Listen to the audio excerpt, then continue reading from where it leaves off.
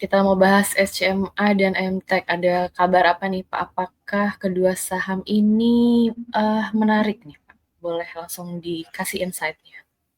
Oke, kita bahas ya. Jadi ada SMA sama MTEK. Mungkin kalau untuk SMA kita melanjutkan apa yang sudah pernah kita bahas terakhir itu kita bahas SMA tuh tanggal 3 Januari.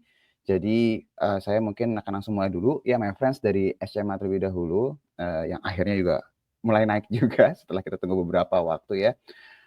Waktu di tanggal 3 Januari itu kita sempat membahas, potensi dari pembelian, MTEK ya di saham SMA. Jadi kalau misalnya my friends perhatiin, kita tuh terakhir kasih datanya sampai data yang ini. Jadi kalau misalnya my friends lihat, di tabel Excel ini, MTEK itu emang lagi rajin beli SMA starting dari tanggal 6 Desember 2024, terakhir kita update sampai tanggal 27 Desember. Tapi ternyata setelah itu, MTEK-nya masih beli lagi nih si saham SMA. Jadi jadi data terakhir itu adalah tanggal 30 Desember dia beli lagi, 2 Januari, 3 Januari, 6 Januari, 7 Januari. Jadi, sampai beberapa hari terakhir ini MTEK itu masih aktif, melakukan pembelian di saham SMA yang tadinya, eee jumlahnya itu hanya total sekitar 0,7 persenan, sekarang udah 1,1% nih dari total, sahamnya si SMA itu sendiri. Jadi kalau boleh dibilang, MTEK-nya cukup agresif lah kalau boleh dibilang.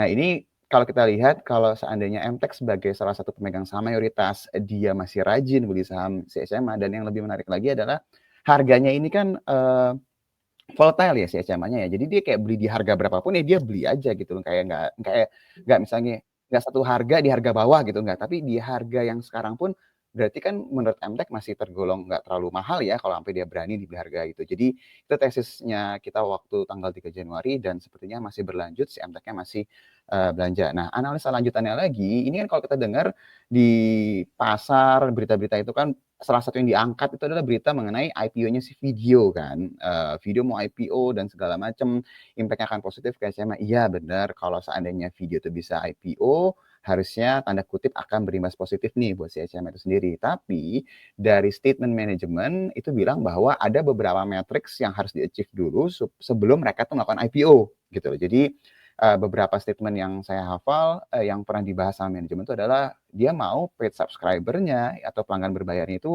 kalau bisa udah di angka 8 juta, waktu itu ngomongnya seperti itu. Mungkin 7 sampai 8 juta ya. Terus juga harusnya secara kinerja udah harusnya udah mulai untung gitu ya. Jadi ada beberapa matriks yang harus dicapai terlebih dahulu, baru indikasinya itu mengarah ke IPO. Jadi kalau kita ngelihat dari keadaan sekarang, kalau kita bilang, "Oh di awal tahun nih bisa IPO," kayaknya enggak ya, karena belum ada berita apapun ke arah sana. Jadi masih kayak pasar berekspektasi. Tapi apakah bisa tahun ini atau mungkin awal tahun depan, kita nggak tahu. Saya hanya mau kasih lihat data berdasarkan, fakta yang ditampilkan sama si SMA itu sendiri. Jadi kalau misalnya my friends perhatiin di sebelah kanan, nih, bergeser ya. Ini kalau misalnya my friends perhatiin, ini saya ambil dari websitenya SMA, jadi ini datanya bisa diambil sama publik. Kita ambil dari si videonya sendiri, video itu di tahun 2022 itu revenue sekitar 1 triliun, loss-nya itu masih sekitar 734 miliar. Paid subscriber itu 5 juta. Nah, my friends kalau ingat tahun 2022 itu ada event besar. Jadi ini yang bikin meledak paid subscriber-nya dia itu naik sekitar 150%-an dibandingkan tahun 2021 itu karena ada event Piala Dunia. Jadi kalau waktu itu berhasil menaikkan secara signifikan. Tapi setelah banyak pelanggan yang waktu itu nonton hanya untuk nonton Piala Dunia, jumlah paid subscriber-nya tuh turun nih. Ini berdasarkan data ya. Di kuartal 3 2023 angkanya sekitar 4 juta. Jadi kalau dilihat secara paid subscriber-nya turun, tapi secara, kinerjanya si, video sendiri dari sisi, top line-nya atau dari sisi revenue-nya mulai membaik lah. Ingat loh ini kuartal 3, jadi kalau disetahunkan ya harusnya, hampir-hampir sama atau mendekati lah angka ini. Jadi belum ada terlalu perubahan secara signifikan lah di, 2023. Tapi di 2024 angkanya mulai berbeda nih my friends. Jadi kalau misalnya dilihat, jumlah paid subscribers-nya belum balik lagi ke angka, 5 juta, ini per September ya, datanya per September 2024. Tapi kalau dilihat revenue-nya itu udah meningkat signifikan. Kenapa? Kalau misalnya kita lihat di kuartal 3 2024 aja udah 1,1 T, ini artinya udah lebih gede dari waktu event Piala Dunia pada saat itu kan. Jadi kalau boleh dibilang secara matriksnya, secara revenue si Fiji ini, pertumbuhannya sangat signifikan dari sisi, revenue-nya. Tapi emang dari sisi loss-nya ini memang masih tergolong cukup besar nih, karena kuartal 3 2024 kalau kita setahunkan kan angkanya pasti hampir-hampir sama lah ya, atau mungkin mendekati ini. Meskipun lebih baik lah. Tapi secara matriksnya membaiknya juga signifikan terutama revenue-nya, tapi kalau dilihat kalau kita bilang bisa nggak paid subscriber-nya atau pelanggan berbayarnya sampai 7 juta, 8 juta tahun ini, itu sepertinya sangat agresif sekali, kalau kita proyeksikan secara sederhana nih my friends. Jadi kalau boleh dibilang, apakah mungkin IPO di awal tahun sepertinya kalau ngeliat metrisnya kayaknya enggak, tapi bukan berarti videonya itu bukan berarti videonya itu nggak bisa mencari pendanaan lain nih my friends. Karena yang namanya perusahaan kayak video itu dia bisa aja cari pendanaan kayak startup gitu ya, di series keberapa gitu. Jadi dia tetap bisa mencari pendanaan. Nah ini mungkin itu lebih make sense lah kalau dibilang dibandingkan kalau misalnya videonya tuh mau IPO. Itu cerita dari SMA dan dari video yang kalau misalnya kita lihat secara MTech pemegang saham terbesar masih terus rajin beli, dan secara kinerja video ini mulai berangsur-angsur perbaikannya sudah kelihatan signifikan nih, terutama di revenue-nya. Itu dari SMA. Nah, kalau dari MTech-nya sendiri ini karena lagi heboh, ya, jadi beritanya masih fresh from the oven banget ya my friends. Saya langsung buka aja beritanya. Ini dibilang bahwa MTech itu punya portfolio, salah satunya adalah Superbank. Jadi my friends kalau ngomongin MTech itu dia seperti kayak perusahaan investasi, portfolionya itu banyak gitu ya. Di sini dibilang bahwa mau IPO nih kata si Superbank. Tadi kan Yuli bilang dari si manajemen berita terakhir itu belum ada jawabannya. Nah, pagi ini ternyata sudah mulai ada jawaban, tapi jawabannya itu kalau saya lihat, ini saya berdasarkan artikel ya my friends ya. Ini kalau misalnya dibilang ini dia. Jadi kalau misalnya tanya mengenai buka suara atas rencana IPO Superbank. Nah, ini Corporate Communication Head-nya MTech, Beverly Gunawan, mengatakan bahwa MTech sepenuhnya mendukung langkah Superbank. Jadi ini sebenarnya belum jawaban ya. Kan kalau misalnya jawabannya gini, ya mau IPO dalam waktu dekat, kuartal sekian. Ini sebenarnya belum ada jawaban pastinya.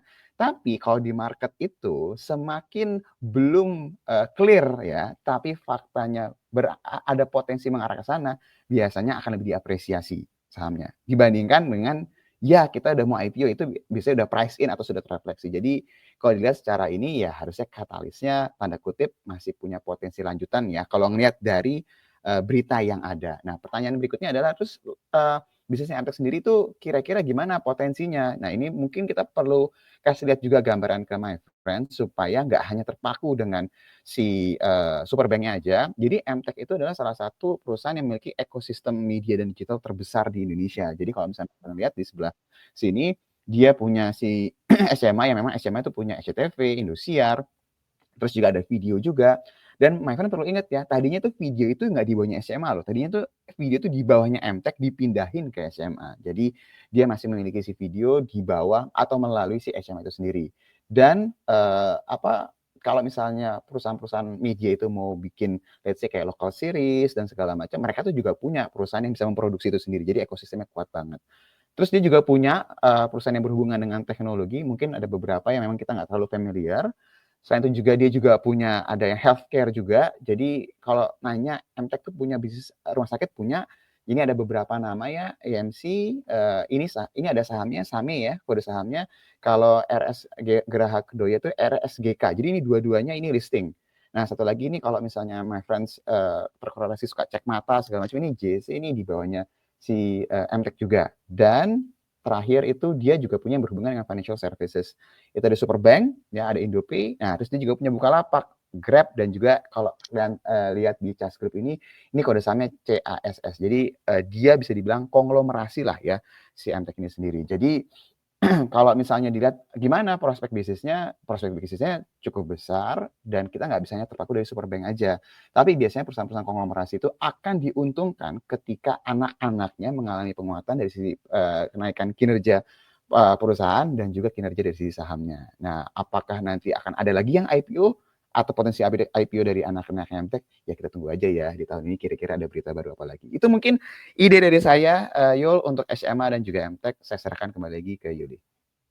Oke, thank you Pak Fat atas penjelasannya. Tadi penjelasannya mungkin sudah menjawab salah satu pertanyaan dari my friends ya yang bertanya rumor Superbank dan video mau IPO. Tadi harusnya sih udah kejawab ya bahwa memang ada indikasi tapi mesti kita tunggu lagi beritanya.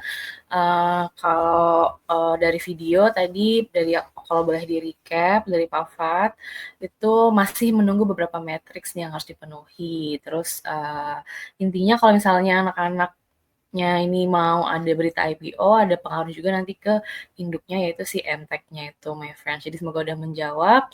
Mungkin tadi kalau udah dijelasin MTK dari Pak Satriawan, kita boleh minta technical dari SCMA-nya nggak sih Pak Iwan? Ya, ini chart SCMA-nya. Sebenarnya ada di technical momentum ya, kemarin udah kita kirim di apps-nya, apps Maybank Sekuritas ada kok. Nah ini SCMA-nya, jadi SCMA-nya itu kemarin naik, volumenya juga lumayan besar ya, lihat di bawah. Jadi dia break last high atau resistance di 173. Jadi selama koreksi tetap bertahan sekitar 173, maka ini potensi double bottom, itu arahnya di 198. Potensi MACD-nya bikin golden cross. Jadi ada potensi untuk lanjut rally lagi nanti SCMA. Oke, SMA masih ada potensi lanjut rally.